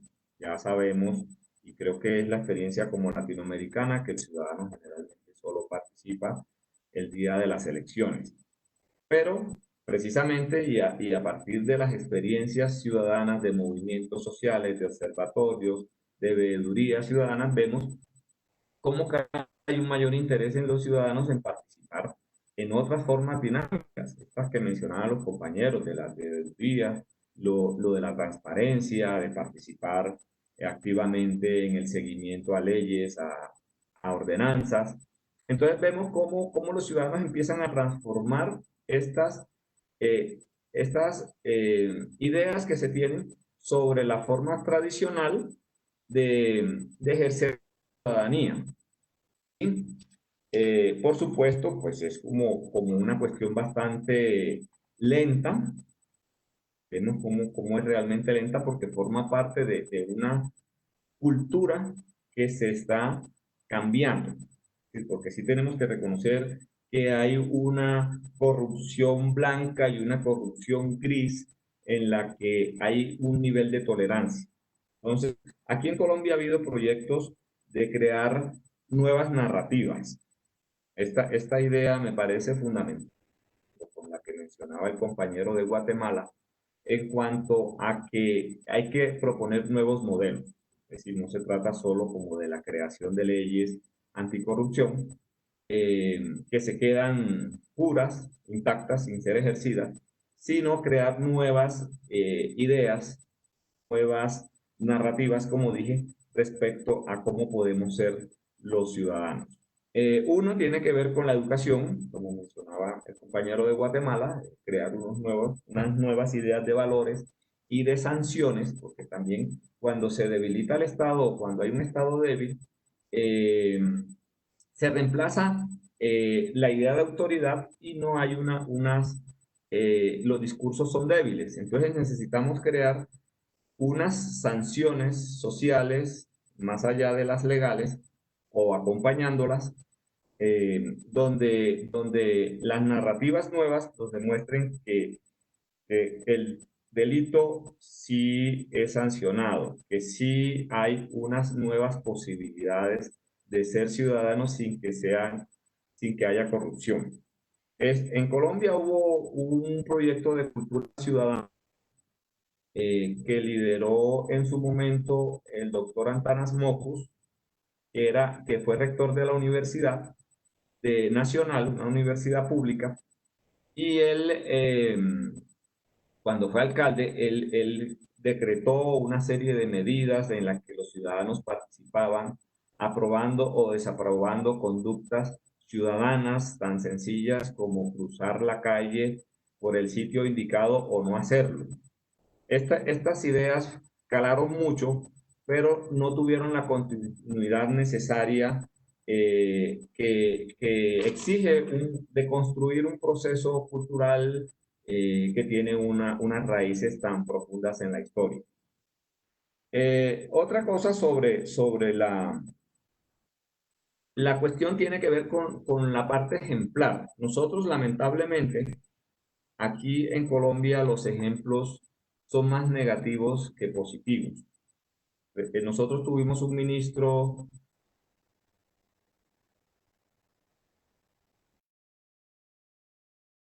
del ministerio entre terratenientes y a causa de esto fue sancionado y él huyó a Estados Unidos. Cuando regresó, porque fue extraditado y su partido estaba en el poder o está en el poder, él fue recibido acá con celebraciones y ni siquiera fue ni nada, fue más bien trasladado a una parte carcelaria, pero pues con todas las comodidades. Entonces uno siente, y no es el único ejemplo, uno siente que el ciudadano común recibe un mensaje equivocado, porque es que esto obedece, como digo, a crear unas pedagogías que tienen que ver con una cultura, crear unas narrativas nuevas. Entonces, el ciudadano recibe un mensaje equivocado, ya que le están diciendo que los delincuentes son bien recibidos, que los delincuentes no son sancionados, o si son sancionados, pues son sancionados mínimamente, y que la corrupción es una forma de enriquecimiento y que es un...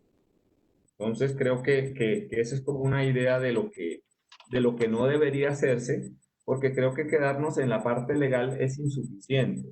Creo que hemos tenido bastantes avances, como dije, nosotros tenemos unas leyes aquí en Colombia importantes, pero que lamentablemente terminan siendo letra muerta porque los carteles, las estructuras criminales se han ido tomando y le han ido dando la vuelta a estas leyes.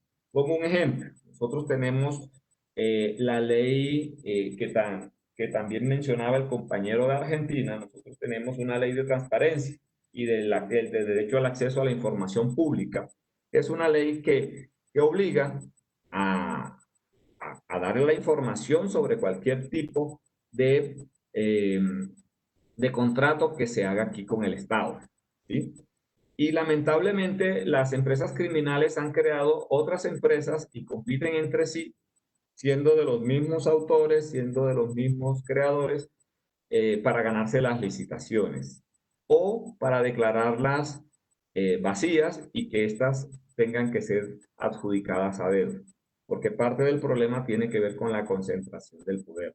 En Colombia no hay una distribución de unas fuerzas dinámicas políticas en las que la oposición y en general ejerzan y la ciudadanía ejerzan una fiscalización. Aquí hay un control bastante grande de los partidos que gobiernan, tenemos que decirlo, y en ese sentido no se ha democratizado el derecho a la participación ciudadana. Es decir, la participación ciudadana como es percibida por el ciudadano del común se reduce, como dije, a votar, lamentablemente. Entonces, tenemos que resaltar que aquí ha habido organizaciones no gubernamentales, organizaciones gremiales, ciudadanos, sindicatos, y también la universidad ha ejercido una forma muy interesante de control. Y todas estas fuerzas sociales sí están haciendo que ha habido sanciones por peculados, por robo, porque aquí está todo regulado. Entonces, ha habido nuevas apropiaciones de la ciudadanía, pero tengo que reconocer que lamentablemente se ejercen desde las capitales de los departamentos, que las provincias lejanas no tienen esa representación, ni tienen esa veeduría, ni ese control, porque están tomadas, como dije, por las fuerzas violentas o las fuerzas políticas. Es desde el centro del país donde se ejerce un mayor seguimiento. Eso es como lo que tengo que decir sobre la participación ciudadana y la forma como la aprecio yo desde mi país. Muchísimas gracias, maestro Antonio Arévalo, por esta su conferencia en donde rescatamos los problemas en los que se ve inmersa la ciudadanía. ¿Por qué? Porque se está enfrentando a fenómenos como la violencia, el clientelismo, el narcotráfico, que han dificultado en gran medida la participación ciudadana. usted menciona algo muy importante, que pareciera que la participación ciudadana, de acuerdo con la visión precisamente de los ciudadanos, se ejerce únicamente el día de la votación, ¿no? Como único medio, pero ha mencionado aspectos realmente muy valiosos, ha sido la actuación de las ONGs, de las universidades y de otras fuerzas sociales que han movido a la ciudadanía para que vaya ganando terreno en pro de la participación ciudadana. Le agradecemos muchísimo, maestro Antonio Arévalo, su muy valiosa disertación y quisiera comenzar con algunas preguntas del público y me permito hacerle una pregunta que es precisamente para usted, maestro Antonio Arévalo, que sería, ¿qué impacto tiene la militarización para el acceso a la información pública, la libertad de expresión y la participación ciudadana? Es una pregunta muy importante porque son cosas que no se tienden a relacionar y están completamente vinculadas. Es decir, en la medida en que hay una mayor información, eh, hay una mayor fiscalización, como se ha dicho. Es decir, lamentablemente, dentro de los muchos muertos que se producen en el país, gran parte tiene que ver con los periodistas de las regiones. Creo que en México sucede igual, yo leo las noticias con frecuencia, sobre todo en las regiones que están asoladas por la violencia, porque los poderes que se ejercen, esos poderes locales, no quieren que se denuncien esos poderes, esas fuerzas, no quieren ser nombradas.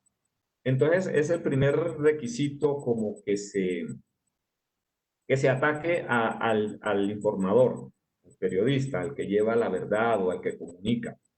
Y la militarización, como dije, no solo es de los factores al margen de la ley, la militarización también la ejerce el Estado. Y esto también produce temor y produce desplazamiento entre la población. Es decir, no es un Estado amigable el que manda solo soldados y no manda médicos. Entonces, de esta forma, eh, hay muchas formas cómo se manipula a la prensa y muchas tienen que ver con estas órdenes de los grupos violentos de silenciarlos, pero otras tienen que ver también con el manejo de los recursos que hacen los mismos políticos y la forma como lo distribuyen en las regiones. Es decir, es para un periodista local de un pueblo muy apartado, es muy difícil sobrevivir sin un contrato del alcalde o del gobernador. Y entonces termina sirviendo a estos intereses, ¿sí? Y termina callando cosas que la comunidad necesita. Entonces, afortunadamente, yo insisto como en la idea de salvar lo bueno, los mecanismos actuales, el Internet, los blogs, los podcasts, la gente se está inventando formas de comunicación al margen del poder. Y cada vez vemos que se destapan casos de corrupción por denuncias anónimas, por periodistas de grandes medios que reciben información anónima desde las regiones o de los mismos servidores públicos que no están de acuerdo con estas prácticas. Entonces vemos que hay como un binomio interesante y necesario. Yo creo que la ciudadanía requiere necesariamente medios de comunicación, a pesar de que también aquí en Colombia están muy centralizados. Es decir, aquí hay dos periódicos nacionales, hay una gran revista y dos cadenas de radio. El resto son como cosas más pequeñas, pero sin duda, pues se destapan con frecuencia casos de corrupción. No es que se acabe, pero han servido mucho. Muchísimas, muchísimas gracias. Tengo otra pregunta para el doctor José María Díaz Ávila. Con respecto a la independencia de poderes en Honduras y comprendiendo que es un pilar fundamental para la existencia de un Estado de Derecho, abogado Díaz, me gustaría conocer qué opina usted sobre la conformación del Consejo Nacional de Defensa y Seguridad. Lo escucho, doctor Díaz Ávila. Muchísimas gracias, doctora María Guadalupe. Obviamente, desde el constitucionalismo moderno hemos escuchado y hemos adoptado la independencia de los poderes del Estado, precisamente para...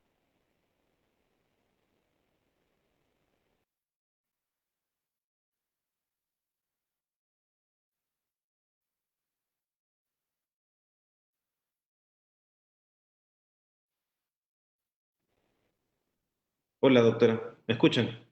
Se fue un momento, pero ya le escucho perfectamente. Ok.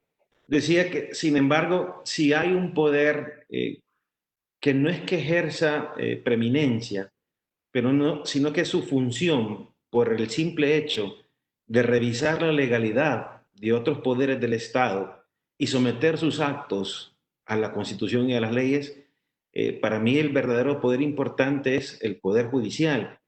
Y cuando los tres poderes se meten en un solo Consejo de Defensa, ideando estrategias supuestamente en beneficio de la nación, estoy de acuerdo que puedan desarrollar actividades armónicas.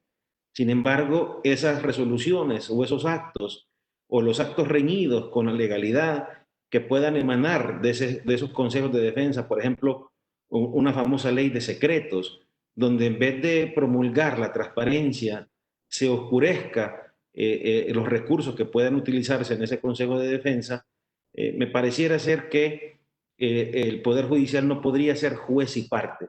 No puede ser parte de un miembro del Consejo de Defensa y después un juez de lo contencioso administrativo o un juez penal revisar la actuación. La independencia de los poderes está recogida siempre en la Carta Humana de los Derechos y Deberes del Hombre de 1789 en la Revolución Francesa, y también ahí miramos la importancia de los derechos humanos en las constituciones, en los textos de las constituciones, y en la exposición de motivos miramos también ese hartazgo de la corrupción y del abuso de poder por parte precisamente del Estado. Yo diría mantener la independencia, coordinar, ser armonioso, pero cuidar la participación del Poder Judicial, porque el Poder Judicial podrá en un futuro revisar esas actuaciones.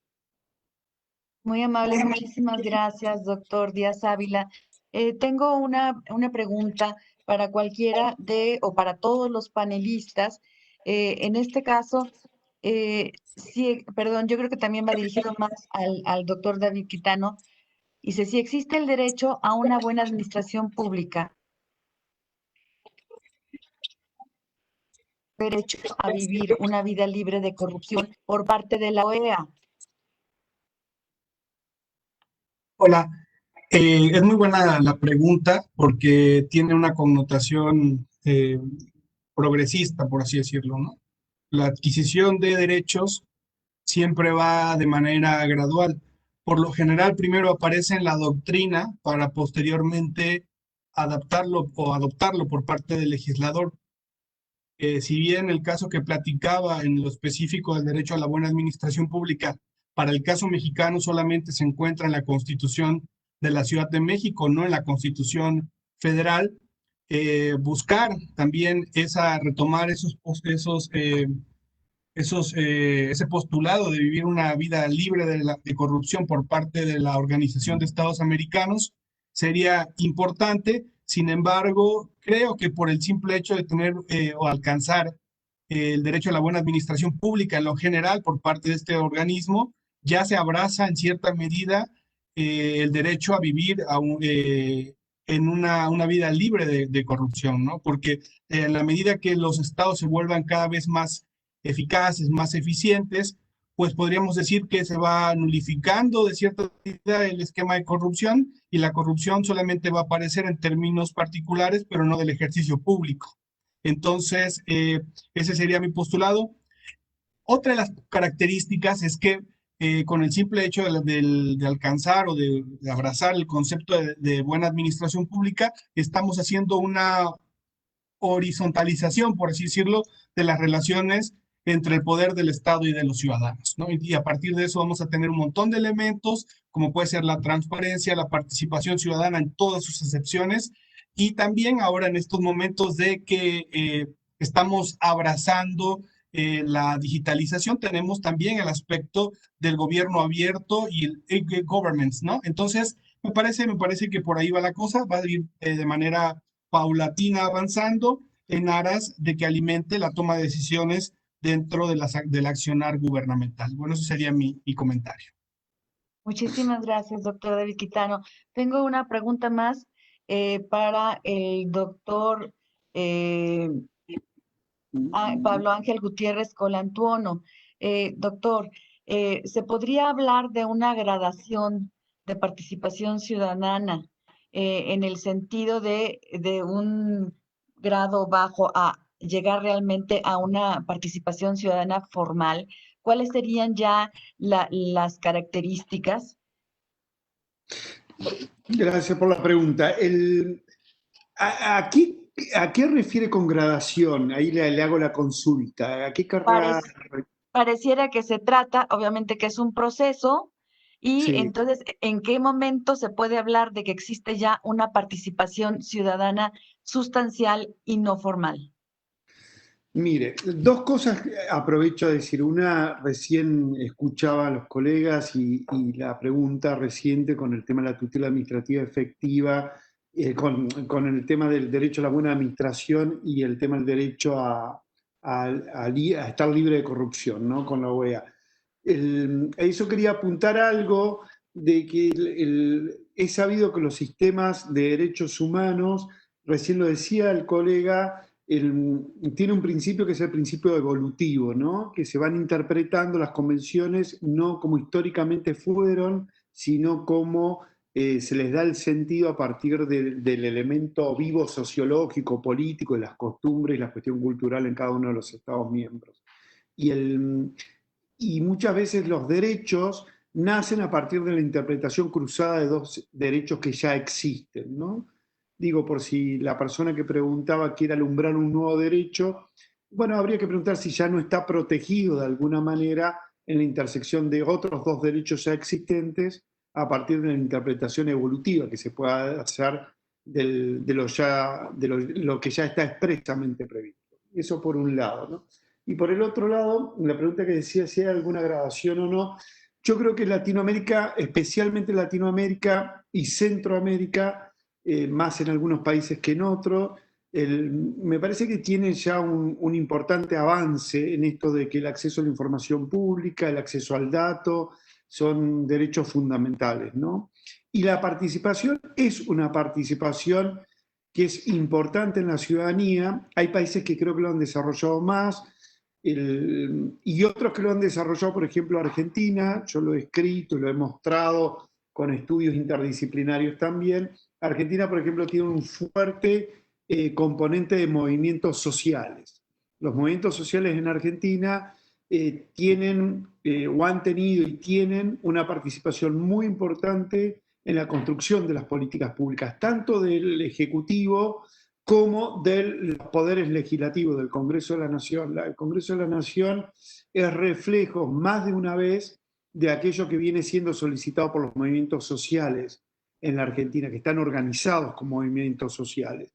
Y estos movimientos sociales también han logrado ponerle frenos o límites, si se quiere poner de alguna forma, a determinadas iniciativas de distintos grupos políticos, partidarios, y que no han tenido, no se han concretado en definitiva porque estos movimientos sociales han hecho saber su voz de que esas iniciativas de alguna manera afectaban derechos fundamentales y que estos derechos fundamentales, como todo el mundo ya lo sabe, son indisponibles por las mayorías y las minorías ocasionales en los sistemas democráticos. Es decir, los derechos fundamentales son un límite, si se quiere, a determinadas condiciones democráticas de un sistema vigente, ¿no? Es una parte no disponible por el juego democrático de mayorías y minorías. En este sentido, si bien no quiero referirme solamente a Argentina, pero los movimientos sociales en Argentina me parece que es un nivel de avance muy importante en la participación ciudadana con incidencia efectiva. Luego, o en leyes o en decisiones administrativas que se han tomado o que no se han tomado a partir de la resistencia de estos movimientos sociales, ¿no? Esto lo quería compartir. Bueno, muchísimas gracias, le agradezco, doctor Gutiérrez Colantuono. Y bueno, a continuación, nos gustaría extenderles un reconocimiento por parte de los organizadores de este evento. Me refiero, por supuesto, al Colegio de México, a la Comisión de Integración de los Municipios a los Sistemas Locales Anticorrupción de la Red Nacional de Participación Ciudadana, el Comité de Participación Ciudadana del Sistema Estatal Anticorrupción de Veracruz. Allí podemos ver sus reconocimientos. Les agradecemos muchísimo al doctor José María Díaz Ávila, al doctor Pablo Ángel Gutiérrez Colantuono, al doctor David Quitano Díaz, al maestro Antonio Arévalo. Muchísimas gracias. Ha sido un gusto contar con su participación en este ciclo de conferencias sobre participación ciudadana y combate a la corrupción en América Latina. Les agradece muchísimo y por supuesto agradecer a los organizadores del evento, a los directivos del Colegio de México, a los directivos, al presidente de la Fundación Olmeca, perdón, a la Comisión de Integración de los Municipios a los Sistemas Locales Anticorrupción de la Red Nacional de Participación Ciudadana, el Comité de Participación Ciudadana del Sistema Estatal Anticorrupción de Veracruz. Y recordarles que el día de mañana, jueves, tenemos la última mesa. Nos gustaría muchísimo que nos acompañaran. Va a ser una mesa muy interesante, como han sido cada una de estas mesas presentadas en este ciclo de conferencias organizado por las tan altas instituciones ya mencionadas. Un saludo a todos, que tengan muy buen día, hasta pronto.